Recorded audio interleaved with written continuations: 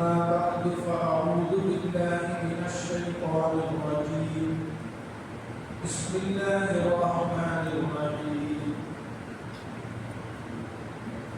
ولله على الناس حج البيت من استطاع إليه سبيلا ومن كفر فإن الله غني عن العالمين صدق الله العظيم قال رسول الله صلى الله عليه وسلم الحج المبرور ليس له جزاء إلا الجنة أو كما قال عليه الصلاة والسلام.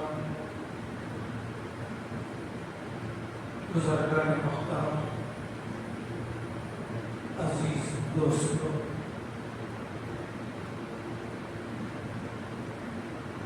آیت کریمہ جو تلاوت ہوئی اس میں اللہ تعالیٰ نے فریضہ حج ادا کرنے کی ترغیب ہوئی ہے کہ صاحب حیثیت لوگوں کو چاہیے جب اللہ تعالیٰ مالی وسعت عطا فرمائے تو اولی فرصت میں فریضہ حج تو مکمل کر دے، چونکہ حاجیوں کا قافلہ حج کے لیے تیار ہو رہا ہے، بہت سو کی تاریخیں بھی آ چکی ہیں۔ ایسے موقع پر ہمیں بھی تمنا کرنا چاہیے کہ ہم بھی اللہ کے گھر جانے والے بنیں۔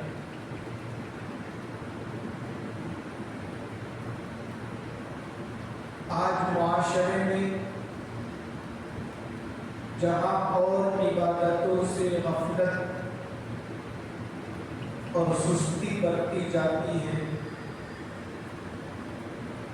انہی میں سے ایک حج کی عبادت بھی ہے۔ امت کے ایک بڑے طبقے پر جن میں عورتیں بھی ہیں،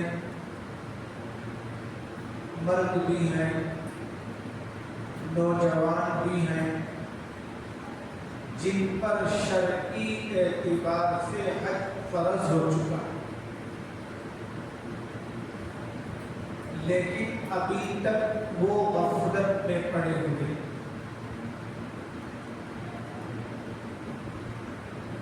حج کس پر فرض ہے؟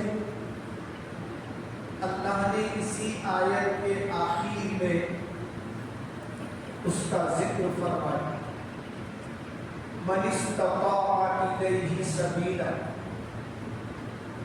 جو آدمی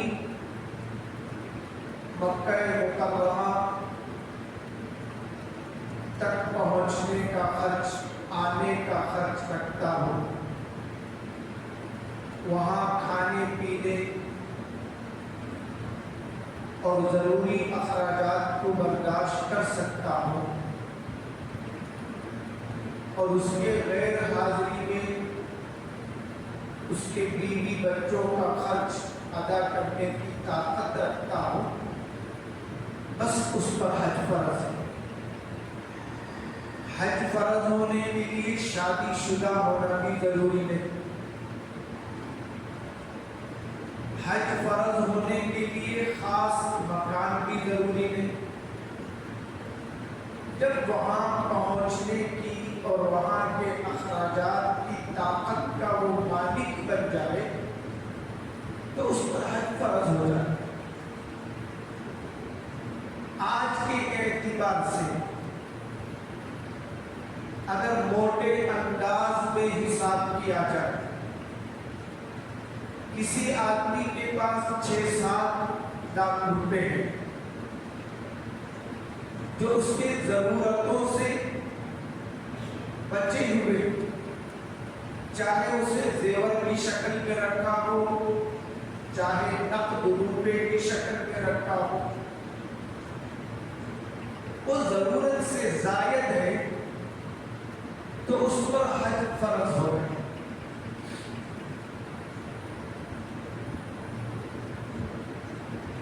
اگر اس کے پاس مکان بھی نہیں ہے تب بھی اس رقم کے موجود ہونے پر اس کے ذمے حج فرض ہو جاتا ہے۔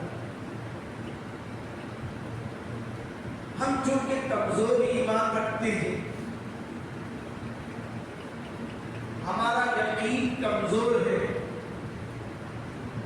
ہم یہ سمجھتے ہیں اگر یہ 7 لاکھ روپے حج پر خرچ کر دوں گا تو میں اپنا مکان کیسے بناؤں؟ اگر یہ 7 لاکھ روپے میں خرچ کر دوں گا میری بچی کا بیاہ کیسے ہوگا؟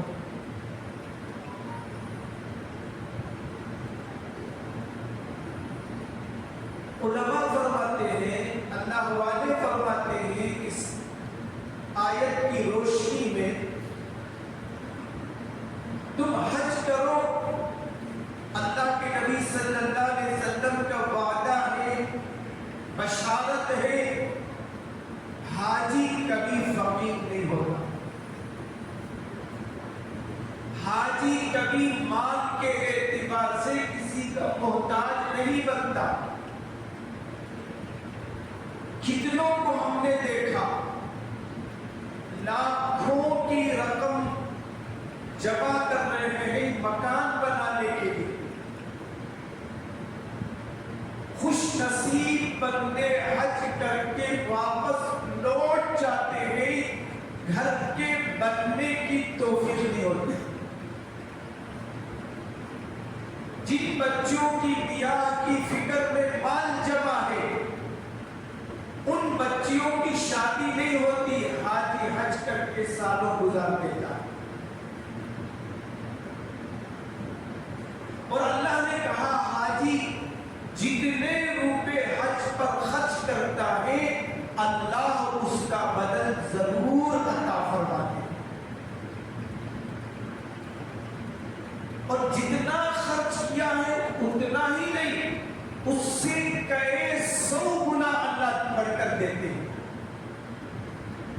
ایک حدیث پاک میں آتا ہے جو حاجی حج پر 1 روپے صدقہ کرتا ہے، 1 روپے خرچ کرتا ہے، اللہ کی طرف سے 700 روپے دینے کا وعدہ ہے۔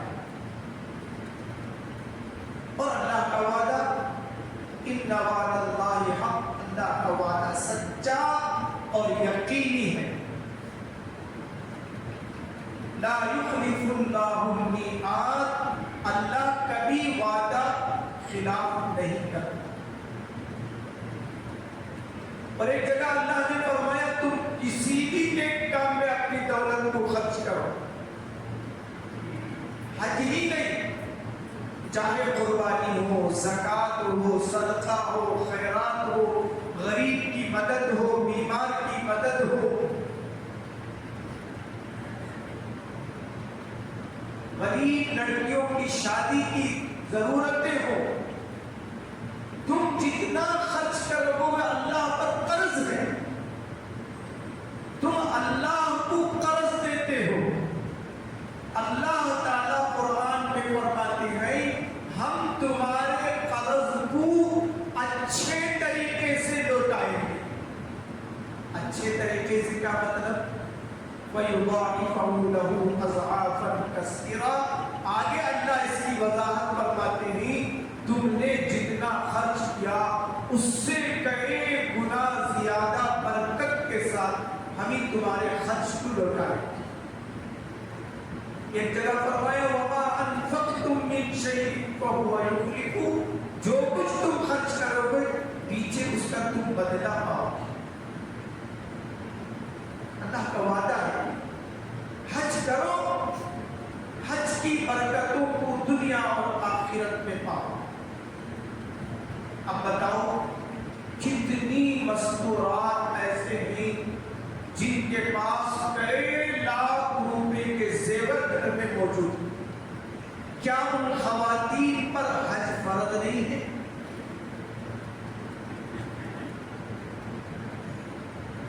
شیطان امت کو ایک دھوکے میں ڈالا ہوا، آج بڑے سے بڑا مالدار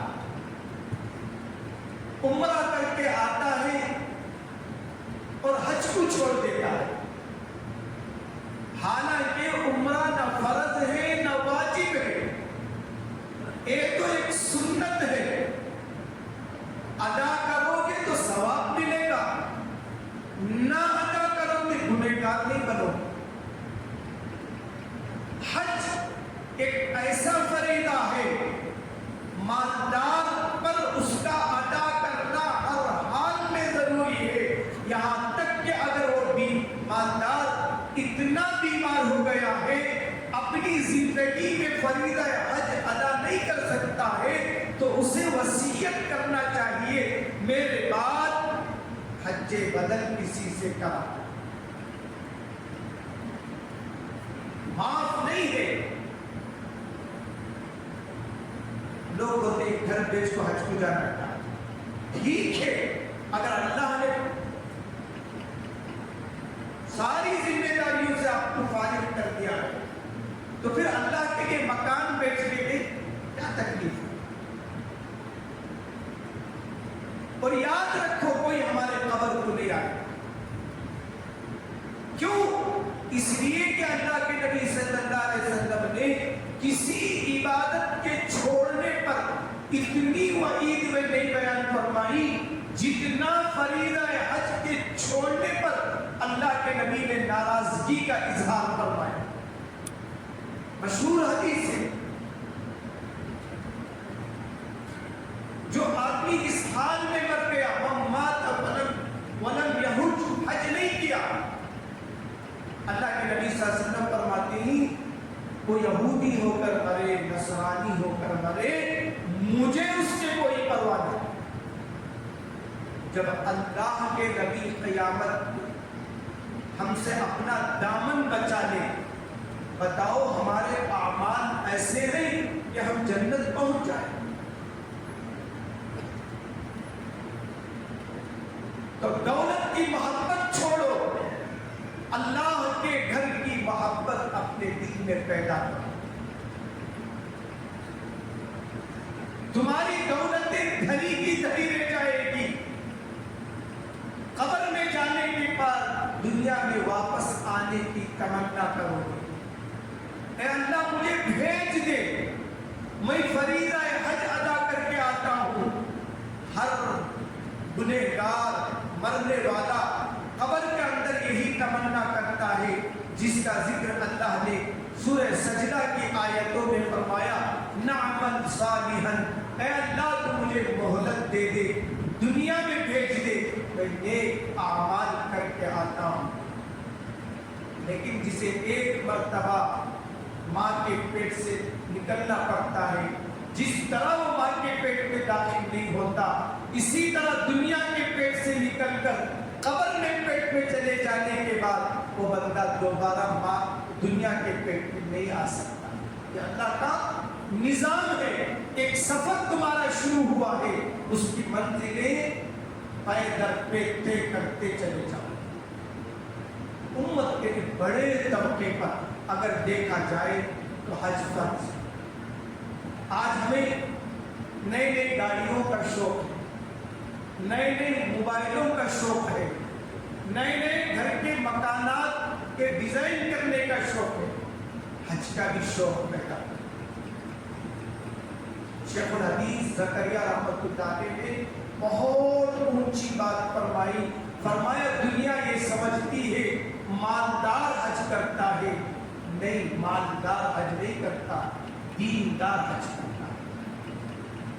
چاہے وہ غریب ہو، جتنوں نے حج کیا ہے وہ جانتے ہیں دوران طواف یا مکے کی سڑکوں میں ایسے لوگ اچانک ہمیں نظر آتے ہیں جن کے بارے میں ہمیں گمان بھی نہیں ہوتا کہ یہ مکہ مکرمہ میں حاضر ہے، انہیں حج کی توفیق ملی۔ یہ اللہ کی دین ہے، جسے چاہے اللہ بلاتا ہے۔ لہذا جوانی کی حالت میں، صحت کی حالت میں، مالداری کی حالت میں اگر کوئی کام جلدی کرنے کا ہے تو اللہ کے نبی صلی اللہ علیہ وسلم نے فرمایا ان میں سے ایک حج بھی ہے۔ فرمایا من اراد الحج فلیتعجل، جو آدمی حج کا ارادہ کرے اسے چاہیے کہ حج کرنے میں جلدی کرے۔ کتنے مالدار ایسے ہیں جو ایک وقت میں بڑی حیثیت رکھتے ہیں، آج انہیں رہنے کے لیے مکان نہیں، بڑے شان سے وہ بولتے بھی ہیں اور مایوسی کا بھی اظہار کرتے ہیں، حضرت اگر میں اس زمانے میں کر لیتا تھا تو یہ فریضہ ادا ہو جاتا۔ بات کی حسرتیں کوئی کام آنے والی نہیں، اس لیے جس کے پاس 7-8 لاکھ روپے ہو، شرعی اعتبار سے حج اس پر فرض ہو جاتا ہے، اس فریضے کو ادا کرے، انشاءاللہ اللہ آپ کی ہر خواہش کو، ضرورت کو حج کی برکت سے پورا فرمائے۔ کیونکہ حج کیا ہے؟ ایسے مقام پر پہنچ کر عبادت کرنا ہے جہاں تمہاری تمام دعائیں قبول ہوتی۔ مکے کی زمین کوئی معمولی زمین نہیں، مکہ وہ سرزمین ہے جہاں اللہ کے نبی پیدا ہوئے، جہاں اللہ کا گھر کعبۃ اللہ موجود ہے، اور دنیا میں پہلا زمین کی جو شروعات ہوئی وہ کعبۃ اللہ کے ٹکڑے سے ہوئی۔ اس سے پہلے تو ساری دنیا پانی کی پانی تھی، اللہ نے کعبۃ اللہ سے ایک بلبلہ اٹھایا اور اسی سے یہ زمین کو اللہ نے پہلایا اور فرمایا مکے کے اندر ایک ایک نیکی 1-1 لاکھ کا ثواب ہے۔ اگر کوئی آدمی مکے میں مسجد حرام میں ایک نماز پڑھتا ہے 1 لاکھ نماز کا ثواب۔ اگر کوئی آدمی مکہ پہنچ کر ایک روزہ رکھتا ہے 1 لاکھ روزوں کا ثواب۔ کیا 1 لاکھ روزے ہم رکھ سکتے؟ نہیں رکھ سکتے۔ اگر کوئی مکہ پہنچا ایک روزہ اللہ کی رضا کے لیے رکھا، اللہ اتنا کہتے ہیں 1 لاکھ روزوں کا ثواب عطا فرمائے۔ اگر کوئی بندہ 1 روپیہ صدقہ کرا 1 لاکھ روپے صدقہ کرنے کے بعد، 1 ریال صدقہ کیا 1 لاکھ ریال صدقہ کرنے کے بعد، 1 ڈالر صدقہ کیا 1 لاکھ ڈالر صدقہ کرنے کا ثواب۔ ایک کلام پاک آپ مکے میں ختم کریں گے 1 لاکھ قرآن ختم کرنے کا ثواب ملے گا۔ زندگی ختم ہو جائے گی، 1 لاکھ قرآن کی تلاوت ہم سے ہو سکتی ہے نہیں؟ ایک اتنا سستا سودا، ایک قرآن آپ حج میں پڑھ لیں گے 1 لاکھ قرآن کی تلاوت کا ثواب ملے گا۔ ایک تسبیح پڑھیں گے 1 لاکھ تسبیح کا ثواب ملے گا۔ مکے کو اللہ نے برکت کی جگہ بنایا، للذی ببکۃ مبارکا، وہاں برکتیں ہی برکتیں، اعمال مختصر ہوں گے، ثواب اللہ ہمارے سوچوں سے باہر عطا کرے۔ اس لیے ہر نوجوان کو اپنے دل میں یہ حرص پیدا کرنا چاہیے، جس طرح ہم اپنے شادی کے لیے پیسے جمع کرتے ہیں، اپنے ضرورت کی چیزیں خریدنے کے لیے پیسے جمع کرتے ہیں، ہم دیکھتے ہیں آدمی کے دل میں خواہش ہوتی ہے، وہ اسکیم ڈھونڈتا ہے، کون سے اسکیم میں جائیں گے، کہاں پیسے کو محفوظ کریں۔ وقت نہیں ہے नेक लोगों के वाक़ियात बताता, वो कैसे कैसे पैसों को जमा करके हज किया करते थे। हमें भी एक इरादा कर लेना चाहिए आज से कि हम भी काबतुल्लाह का हज करेंगे। उसके लिए आज से जमा करना शुरू कर दें, बिस्मिल्लाह कहकर पैसे डालना शुरू कर दें। फिर आप देखिए जितनी नीयत में मजबूती होगी उतने जल्द अल्लाह तुम्हारे बुलाने के फैसले फरमाएगा। अल्लाह अज़्ज़ा व जल से दुआ है अल्लाह ताला इस फरीदे को हमें सेहत की हालत में, खुशहाली की हालत में अदा करने की तौफीक अता फरमाए। जो लोग गाफिल हैं अल्लाह उन्हें बेदार फरमाए। व आखिरु दावाहुम अनिल हम्दुलिल्लाहि रब्बिल आलमीन।